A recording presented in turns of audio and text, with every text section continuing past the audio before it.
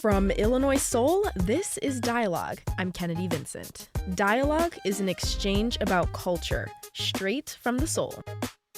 You can catch us on Saturday mornings at 11 and Tuesdays at 7 p.m. on Illinois Soul. On today's Dialogue, we're reflecting on the summer season in Champaign and local community efforts that have been serving the area throughout our hot Midwest summer nights. All summer long, folks have been getting together, dancing, singing, and connecting at one of the city of Champaign's most adventurous undertakings, The Beat. The Beat on Market Street is a recurring weekend concert series. It was the brainchild of the mayor and the city of Champaign.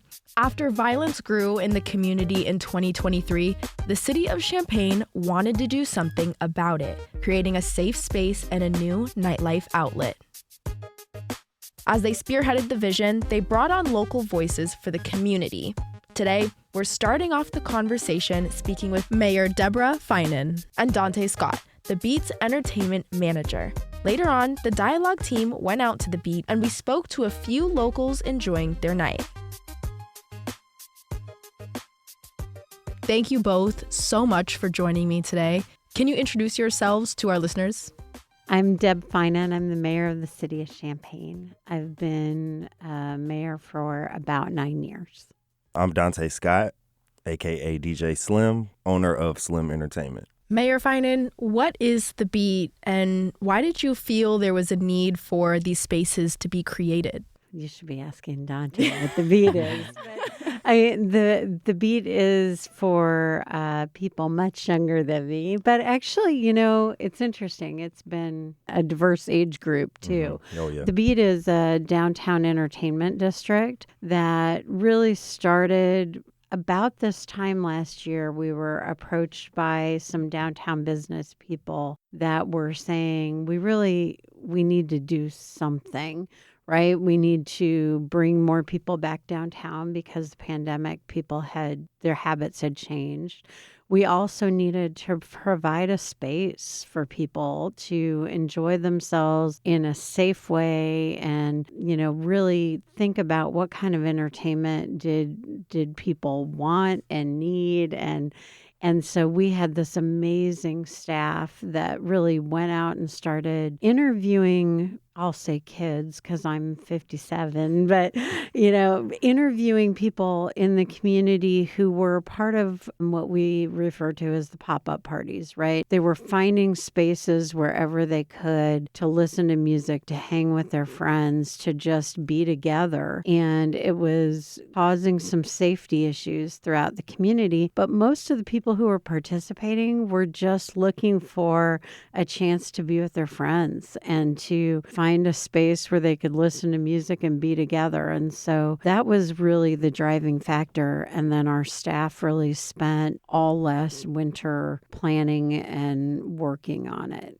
Dante, you joined the team and partnered with the city of Champaign on this project. You've also lived in the area for a long time.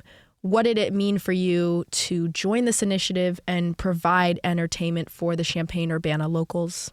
For me, it's exciting and historic because I've pretty much been here all my life. So raised in Champaign, and I've never seen anything like this space or anything like the idea of having something like this, since I've been here. It's more so of a thing that you see when you go to bigger cities where there's a lot more people. And so it was exciting to be a part of it and honorary as well. And I'm always like a servant of my community. So listening to the community for a long time and hearing that this is something that they needed and, being able to team up with the city to make it happen, I think it's great.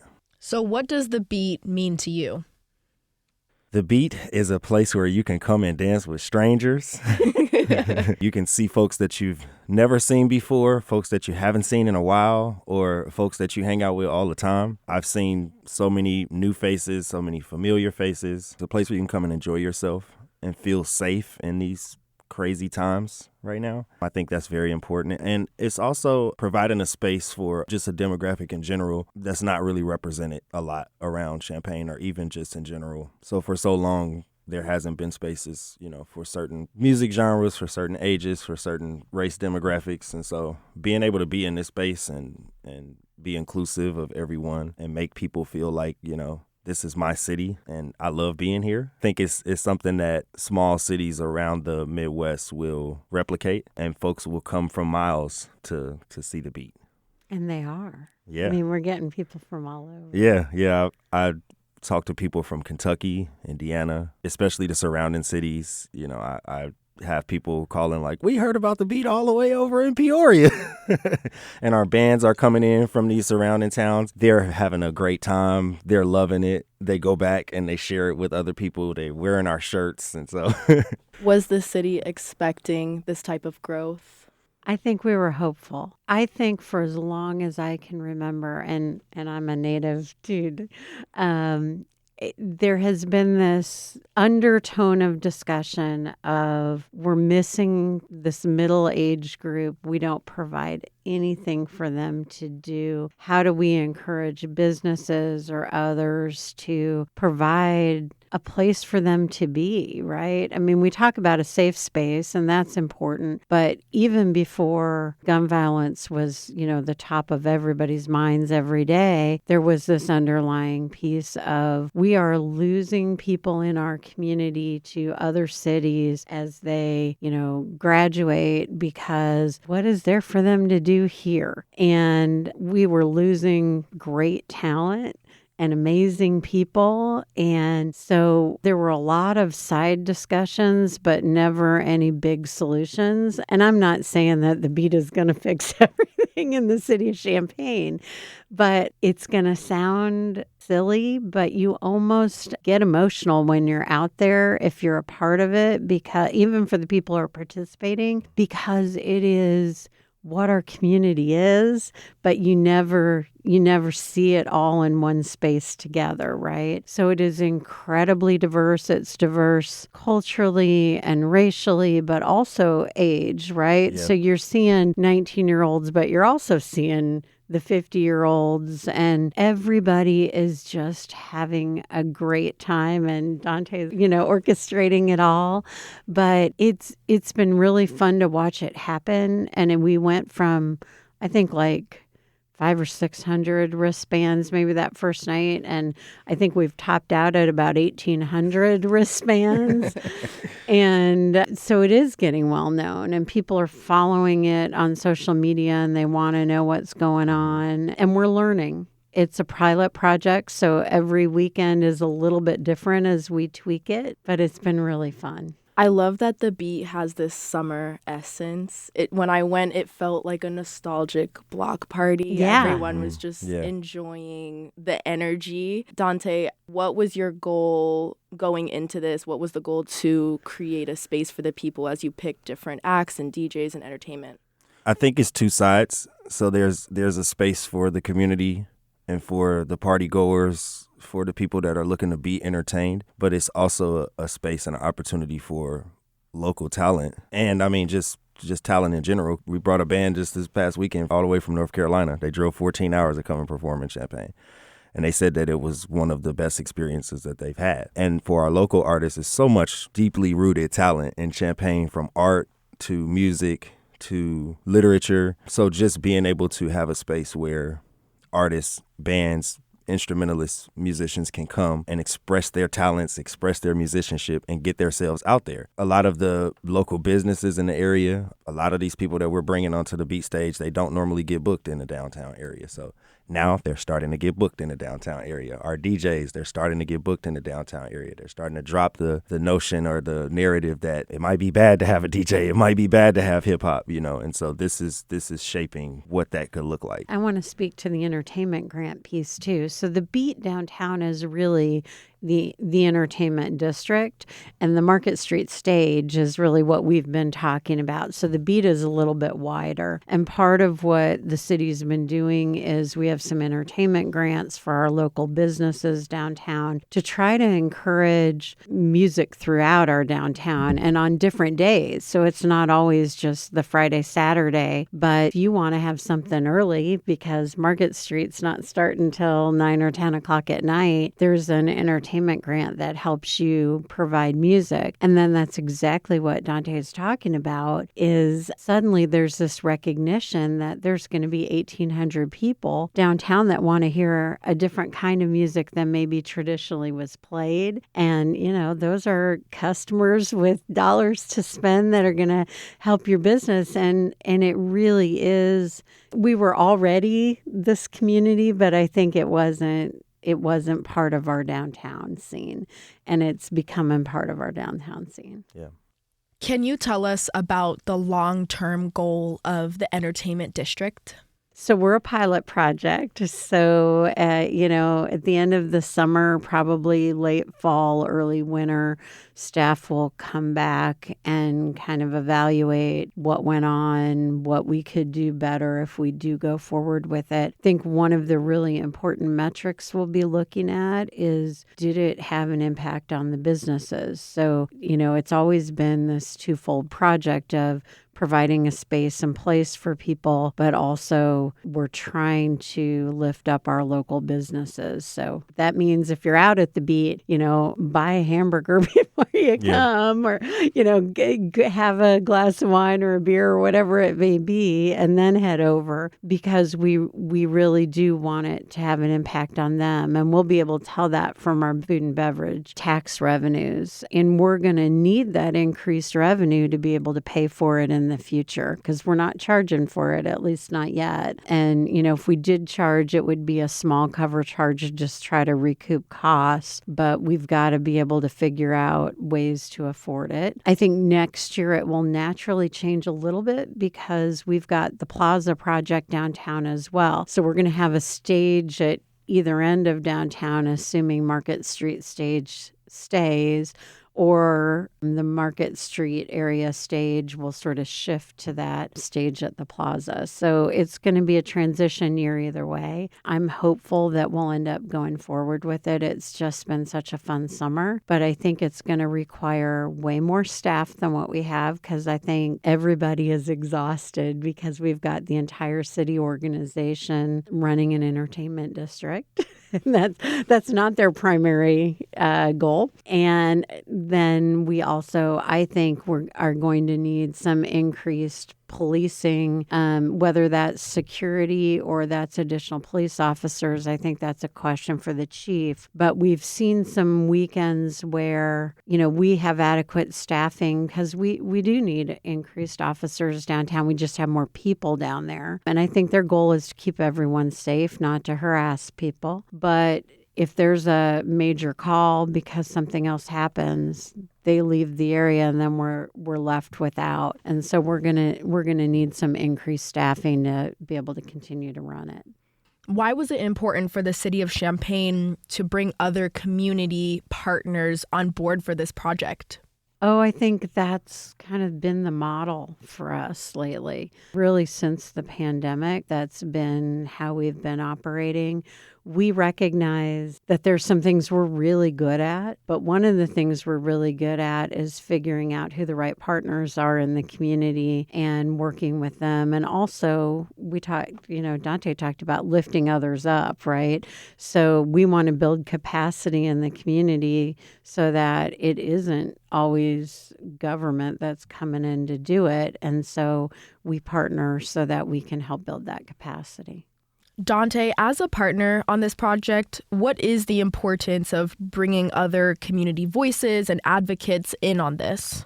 When I'm out at the beat on Market Street, or just anywhere downtown while the festival district is going on, I see a sense of ownership from the partygoers, from the people, the community, from the artists. They're owning it. They know it's theirs. So the community partnership piece, I myself, like I said earlier, am a liaison, a voice, for the community, So when I'm out, I'm listening to what people are saying. I'm listening to opinions, and, community partners are connected to the community. The community should have a voice that should tell you what they want. And we go back and we figure out how we take all of those things that they want and create the vibe that they're looking for. Aside from entertainment manager and booking artists, you're also the MC. So how do you talk to the people? How do you get them comfortable within the Beat on Market Street space? I try to sing good vibes. again, I encourage dancing with strangers, trying to create a vibe where people are welcome, where people feel welcome, excited. I love high energy, so I try to keep it high energy. And I also try to message to the crowd, when you leave here, go home. Don't go to your cars and parking lot pimp or do a pop-up party or whatever it is. But also, I'm reminding them that this is your space, So this is your house. So treat it like your mom is there because she might be. Yeah. Just like music. Up next on Dialogue, we're continuing our conversation with the mayor of Champaign and Slim Entertainment. One of the goals when creating the Beat on Market Street was to help the city of Champaign reduce violence. Shootings have been down 50% this year. And as the concert series ends, city officials are hopeful for next year and their efforts to build a community entertainment district. Stay with us on Dialogue after this short break.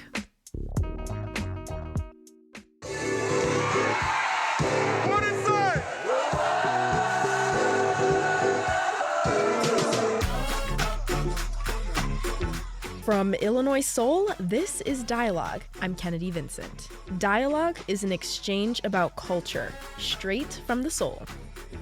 You can catch us on Saturday mornings at 11 and Tuesdays at 7 p.m. on Illinois Soul. Today, we're continuing our conversation with the mayor of Champaign, Mayor Deborah Finan, and the Beat on Market Street's entertainment manager, Dante Scott from Slim Entertainment. City officials believe that The Beat, a new weekend outdoor concert series, has been a success, especially in driving sorely needed traffic to downtown businesses. The Beat started in May of 2024 as a pilot program, and September 7th is the last time you'll see The Beat on Market Street this year. Now we had a good time.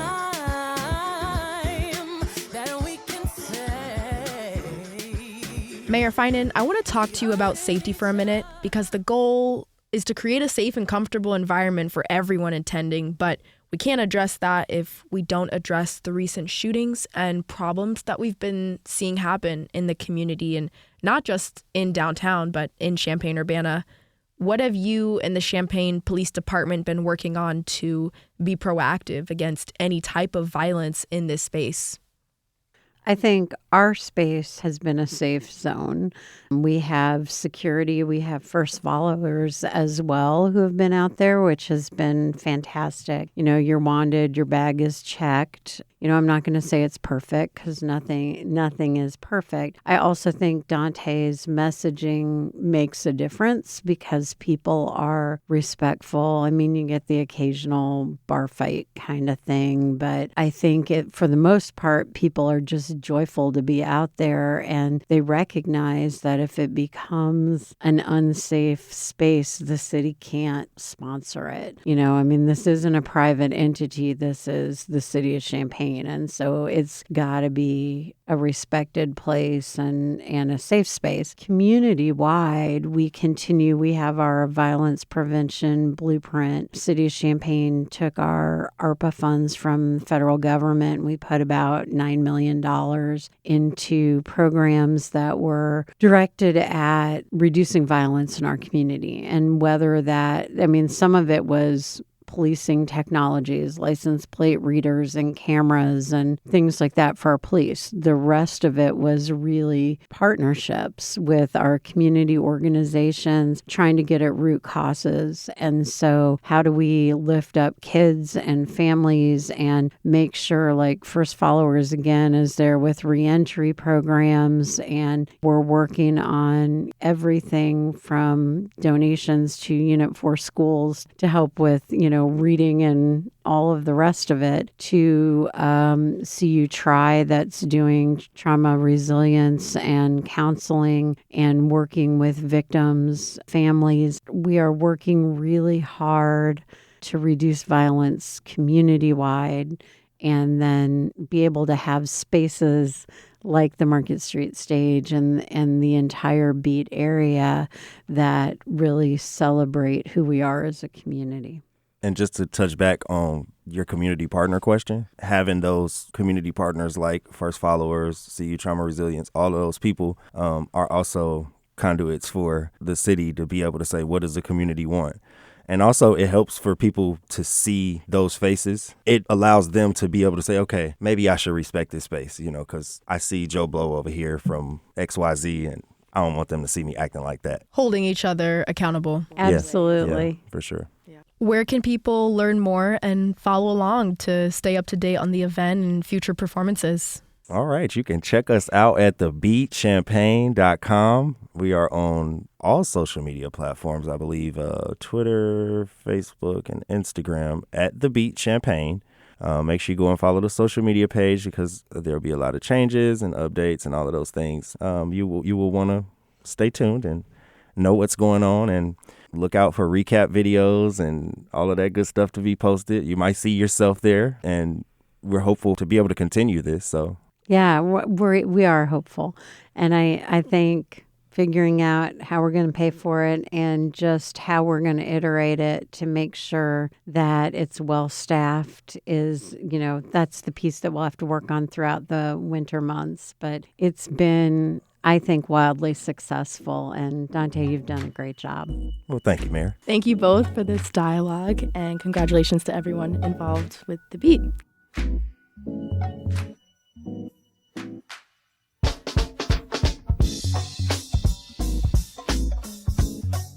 As the Beat concert series ends on September 7th, 2024, the Dialogue team went out to the Beat on Market Street and interviewed some locals enjoying the live music, food, and more.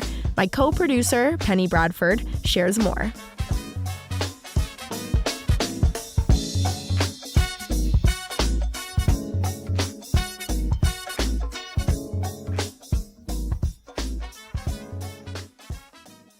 If you love the Beat on Market Street, make some noise. Oh, y'all came out. Hold on now. I said if you love the Beat on Market Street, make some noise.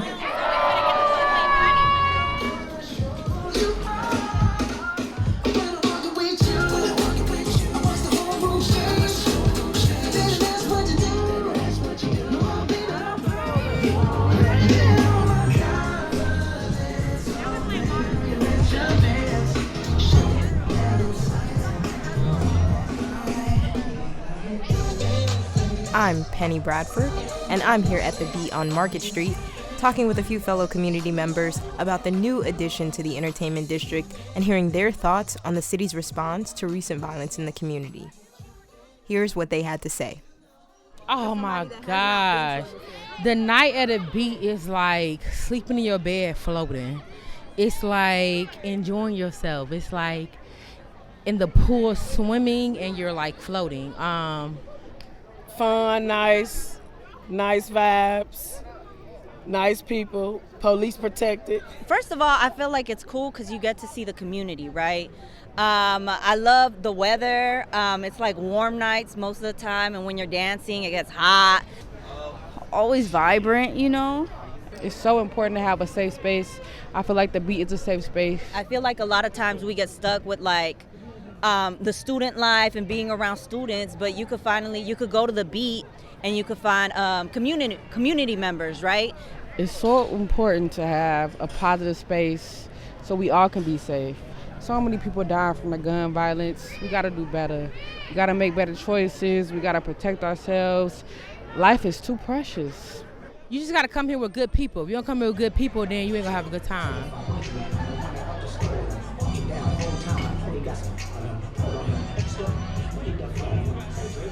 Now, the Beat has carried on each week since their opening ceremony, May 31st of 2024.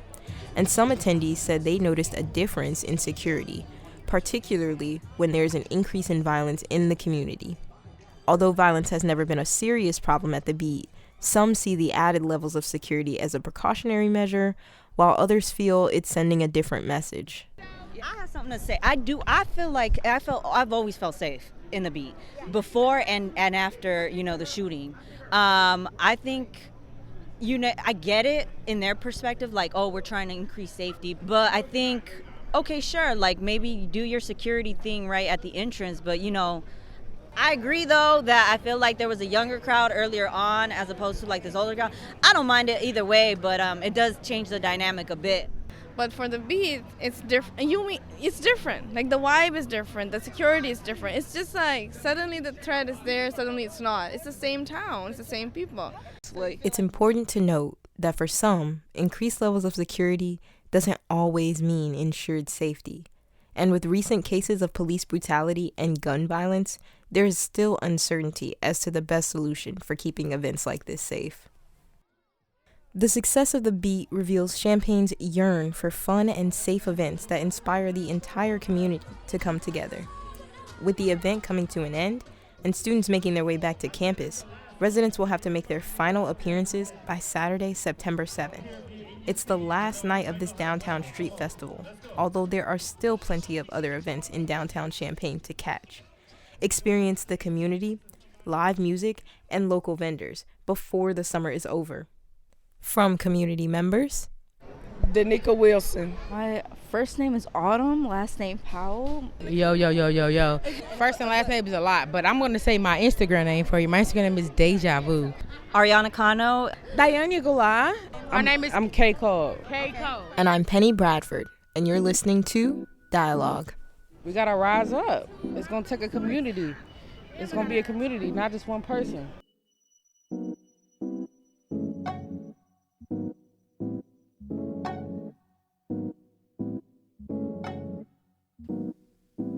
You're currently listening to Dialogue on Illinois Soul. I'm Kennedy Vincent. Stay with us after this short break as we revisit a conversation from June of 2024 about Black Music Appreciation Month from professional saxophonist Dr. Reginald Lewis.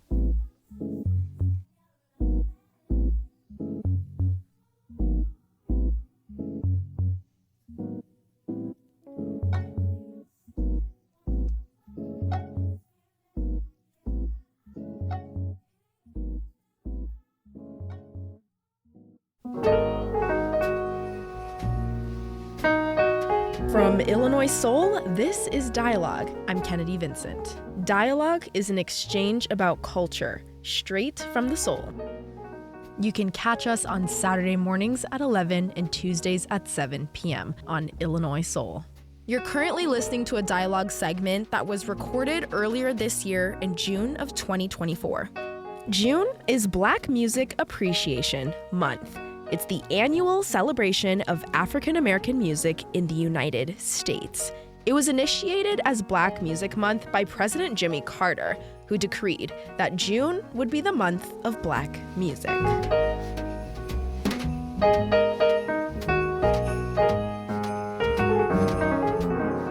The bill was never passed until activist Deanna Williams. She played an essential role in the creation and solidification of Black Music Month. And from then on, she was known as the mother of Black Music Month.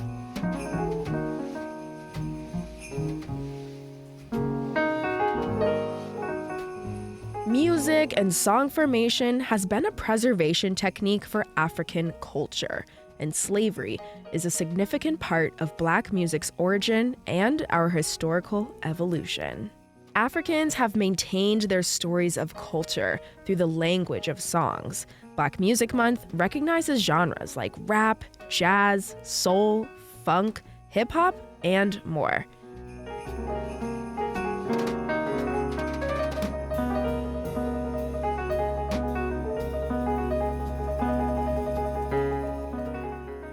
Today, we're speaking with Dr. Reginald Lewis. He's the current director of jazz at Illinois Wesleyan University.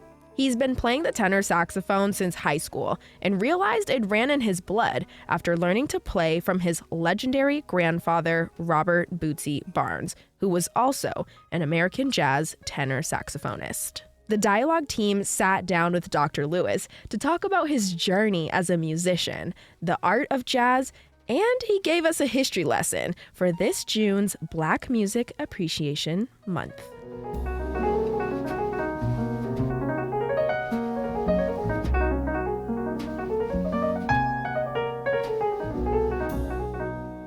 Dr. Reginald Lewis. Thank you so much for joining us on Dialogue today. No problem. Thanks for inviting me. I wanted to start off with just your journey in music. How did it first get started? In high school, I went to a performing arts high school, and I was an art major.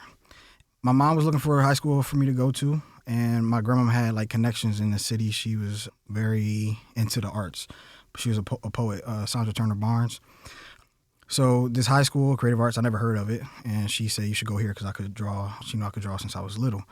And when I went to the school, my freshman year, I made a bunch of friends, but all my friends happened to be instrumental majors, so they all played instruments. And they were like skipping class to go to do performances, going out of town to do performances, and I was at home. And I wanted to go be with them. I wanted to be with them. So in the meantime, I knew that my grandfather, Robert Bootsy Barnes, was a famous jazz musician, but nobody else knew. So my school does a musical every year, and this musical was Soul Brother and Sister Lou. And it was at the Walt Whitman Performing Arts Center where my grandma worked at, and the school band would play. So then I was there with this girl. I was there with this girl that I liked, and she happened to be in the band, so that's why I went to the play. But when it was over, she knew the people in the band too, and we went downstairs, and I saw my grandfather sitting there. I didn't know he was going to be there, so I went up to him, gave him a hug, was talking to him, everything, and all that stuff. So then everybody in the band was like, "That's your grandpa, like." You don't play saxophone, blah, blah, blah. I was like, nah, I want to go to the NBA. I thought I was going to be a basketball player. So, we love it. Then my band director came over, and he hyped it up even more. Jamal Dickerson from Camden, New Jersey. He was like, man, you don't play the horn? Like, your grandpa? He was like, yeah, I know. Like, because when we would go out and stuff with my grandpa, people would come up to him and say hi. We'd be out at the grocery store or something, out at the park. Everybody knew him. So I called my grandpa after that, and I was like, "Hey, Papa, can you teach me how to play sax?" He was like, "Yeah, man, just call me next week." I was like, "Okay." Called him next week. He said, "Yeah, man, call me next week." And I was like, "All right, it's getting old now." So I was like, "Papa, can you teach me how to play?" He's like, "Man, call me next week." So the fourth time I called him, he said, "All right." So we met up, taught me saxophone, like how to put it together, gave me a size 1 reed, gave me a Yamaha that I still play to this day. I just played it this morning when I was teaching a lesson this morning. That's how I started. That's the short version. So that's how I started, and since then I just kept going. How does it feel knowing that this runs in your family, and then being able to have your journey kind of coincide with your grandfather as well? It's crazy because actually he passed away when COVID first happened. So doing it is kind of difficult because he didn't get to see where I got to, but he knew what I wanted to do. Before he passed away, he knew, like I said, he knew what I wanted to do. And it's like, he up there watching, but physically not here, him or my grandmother. My grandmother died 2 years after him. So they were the two main reasons why I'm doing what I'm doing, but also just to run into the same people that my grandfather played with and stuff. So like I met Bobby Watson. I got to play at a jam session with him in Chicago. So it's a picture of my grandfather and Bobby Watson together when they were younger. And then I took the same exact picture in the same way with Bobby Watson. So just to see that, to play on the bandstand with some of my grandfather's band members and still have connections with them is real cool. And the legacy lives on with you. Yeah.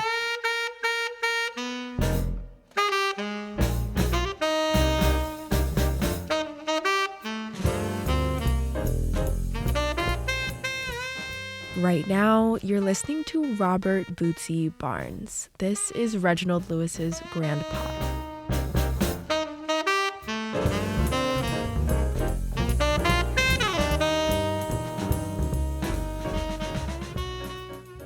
You're listening to the song called You Leave Me Breathless. This was Robert Bootsy Barnes' quartet with the Bootsy Barnes on saxophone.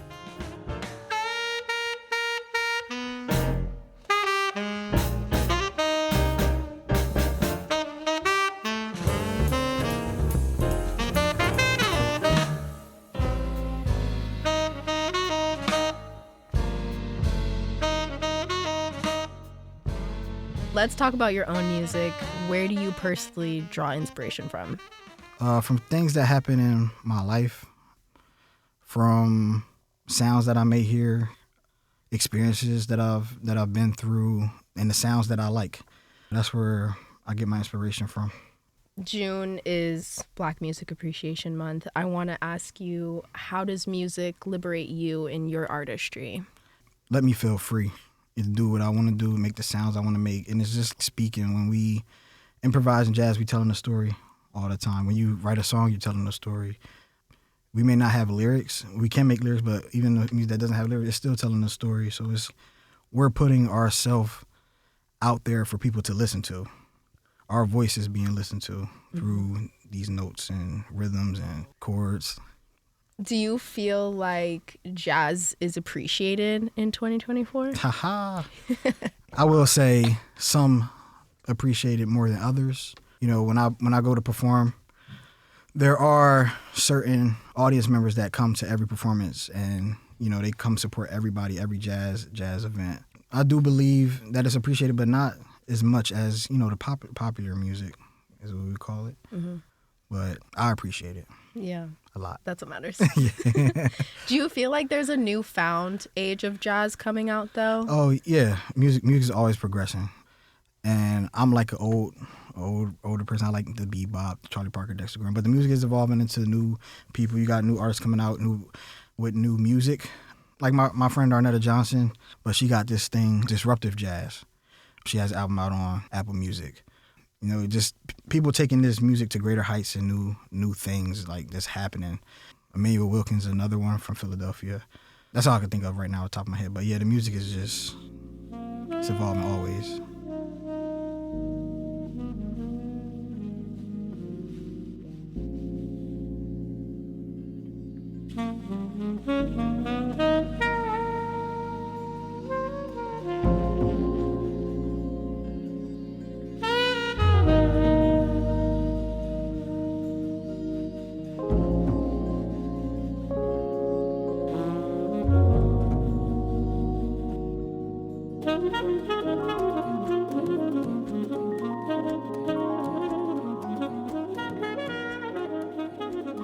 You know, we're talking about Black Music Appreciation Month, and jazz, like you said, we are the four founding, we are the ones who created this and who were able to make something out of nothing too, in a way. And then, you know, we see that it's stolen. Yeah. Can you give us a little bit of a history lesson of jazz and Black music in America? Slave days. There's something called field hollers, where in jazz we have this thing called call and response, where you will say something, we'll play something, I'll play it back, or you respond to each other. So in the fields when they were working, they would have these field hollers. It was basically like songs. So like somebody would lead and say something, and then the whole group would respond back with their thing, and then that transformed into vocalists and instrumentalists going back and forth with each other. That was way back like late 1800s, early 1900s. Then we get to like the blues and Mississippi Delta. Well, from what I studied, people like Robert Johnson. I want to say Greenville, Mississippi, but like I know it's in the like Mississippi Delta. And then after that, then you get into like the swing, the ragtime, then the swing bands. Then World War II happened. And all the musicians had to go into the war and fight. Then the prohibition laws in New Orleans didn't allow the sale of alcohol, which led, and then musicians couldn't play in those areas. They couldn't play. It was considered devil's music. They actually used to spell jazz with J-A-S-S. Yeah, so J would be for Jack, A-S-S. So that's what they called it. Then after that, it became like New Orleans became a melting pot for like Creole people, and African Americans came together, and it was like the music was coming from all different parts of the country. Like people were coming there, so it was like a melting pot. Then from that, they spread out to different places: Chicago, New York, Philadelphia. And then, you know, after swing, then you had your bebop, which became more complex. Swing music was like a dance music. You know, people could dance to it. But then you had people come along like Thelonious Monk, Charlie Parker, and playing more complex things, which kind of washed out the older players. You know, and the older players didn't want to go into that new complex style, you know. And then you had bebop, which was like fast and, like I said, more complex. And then like a combat to that was happened on the West Coast, where they had cool jazz, which was more soft. It was like more soft and different timbre of music. I mean instruments. And then we had hard bop, which was like a mixture of gospel and the blues, more of like a shuffle feel. I want to say like Art Blakey like kind of made that shuffle famous. Art Blakey and the Jazz Masters made that famous, and then you evolve from there and you get modal music, and then you get free jazz. But it been through a whole little thing. A course on its own. Yeah. Yeah. And it's also interesting because you can look at jazz as its own living, breathing thing as well. So to see the different forms and shapes that it's taken, and now here we are.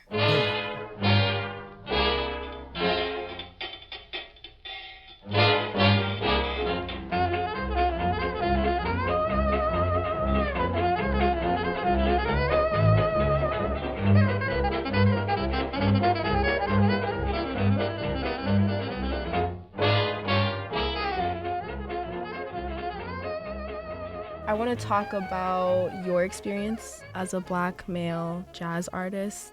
And you're in Central Illinois, but you've also traveled to many other places. Can you talk a bit about that? Where I'm from, everybody was Black. I'm from Camden, New Jersey. So growing up in Camden, New Jersey, all my musician friends were Black. When I went to college, I went to HBCU. So I went to Jackson State, the Jackson State University. Let's make that clear. So I went there. So again, I was around a lot of Black musicians. But when I got to my master's program, I went to the University of Manitoba in Canada, in Winnipeg. So that's where I first like met up with a lot of white musicians and French musicians. Like I was the minority there. So in previous two places, I was part of the main population. Being a Black musician, working with, maybe like white musician, it's a different feel that I get. Some, feel really technical and you don't feel what they're playing. You can hear what they're playing. Like it sounds great, but you don't really feel what they're playing. That's what I kind of noticed. Now there are some white musicians that I play with that do got a feel. They got a feel, but it's not the same. It's not like, and that's gonna sound like if you're just gonna sound crazy. If you say you got a friend, like all my friends play the way that they talk. Okay, if that makes sense. And if anybody's listening and you play an instrument, think about your friends, the way that they have a conversation with you, and then listen to how they play or improvise over music. And I promise you, it's the same exact thing. If somebody always got to give details and they need to be, or it's just as a person, if they got to be on schedule, on point, on time, blah, blah, then if they see some, if they improvise and then their solo is going to sound very, detailed and planned out maybe, or patternistic or something like that. But if you got somebody who just talk or, talk and give you a chance to respond and not just talking the whole time, then their sound will sound different.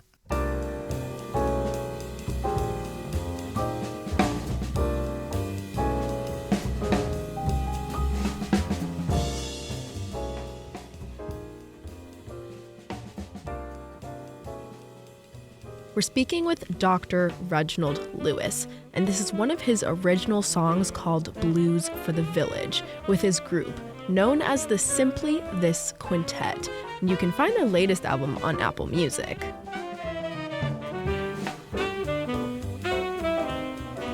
We kind of talked about this a little bit, but talking about the current music scene, and I asked you if you think jazz music is appreciated in 2024, but do you think Black music is appreciated in 2024? Everybody love Black music. White people want to be Black. They want to sound like us. They want to dress like us. They want to wear their hair like we do. They want to. It's a culture thing, and our culture is lit, So, I mean, everybody appreciate. Like the Black American music, our culture, everybody does. That's how I feel about it. Like, yeah. I'm proud to be Black. We've also seen a lot of sampling of old music. Obviously throughout the history of music, but especially now, I feel like the youth, like, oh, I love this song. This is great. And they don't know that it's a sample from whatever time period that's from. But For listeners, who might not know sampling or how much it's coming into play even more nowadays, can you kind of talk about that and maybe the history a little bit if you can, your knowledge? What I know is like whoever make the beats, they will hear something that they like and either speed it up, slow it down, take a snippet of it, put it in and like redo it over and over again. So some examples, one that I can probably relate to people that might be listening is, so we have Ariana Grande. She got her song, My 7 Little Things.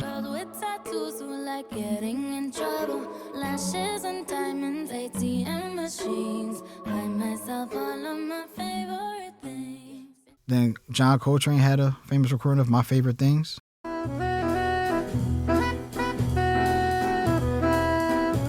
Which Ariana Grande, like, she changed the words, but it's still the same pitches and everything. And then even before that, it was in a movie. So he took it from the movie to Coltrane to Ariana Grande. There's another song, Mac Miller. He got this song called it's called Diablo. Rap Diablo. Yeah. It's the Rap Diablo. And it takes the intro of Duke Ellington's In a Sentimental Mood. Jay Dilla used some John Coltrane chord changes. Even Rain by SWV. Y'all know that, right? If you listen to Jaco Pastorius's Portrait of Janine, they took that sample from him playing it and put that over top of SWV's.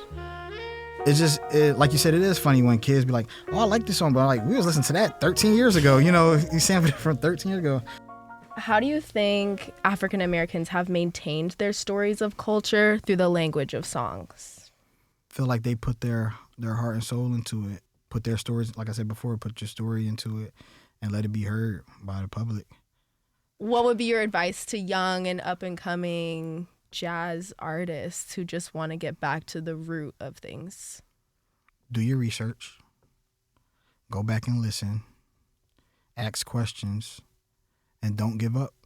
Just keep doing it. Like the music, the style that I play, which is like, I can play other styles, but the style preferred is like bebop and hard bop, which isn't pop. It ain't that popular unless you go into a jazz club. For you younger musicians, if you're good to the music, it'll be good to you. You can't go halfway in, and that's with anything. Just give it your full, and it'll be good to you. You'll get something in return, even if you're not looking for anything in return. Dialogue can be found on Spotify, Apple Podcasts, and YouTube. The Dialogue Show is produced by Needhi Shastri, Penny Bradford, and myself, Kennedy Vincent. Our News and Public Affairs Director is Reginald Hardwick, and production assistance by Steve Mork. Dialogue is a part of Illinois Soul and Illinois Public Media. Join us for our next dialogue every Saturday morning at 11 a.m. and Tuesday night at 7 p.m. on Illinois Soul FM 101.1 and WILL AM 580 Wednesdays at 8 p.m.